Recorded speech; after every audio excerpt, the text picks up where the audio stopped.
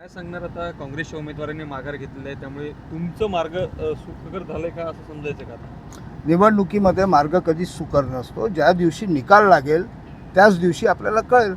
सुकर कधीच नसतो. हो, आपले जे काही मतदार सदस्य आहेत त्यांना अज्ञातस्थळी ठेवण्यात आलं, आज पुन्हा परत आपल्या गृह जिल्ह्यामध्ये जे आहेत ते परत आहे.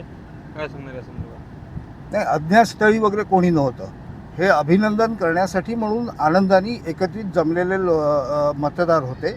ते आले, त्यांनी चर्चा केली, गप्पा केल्या आणि आता आपापल्या घरी परत गेले जसे आले होते तसे.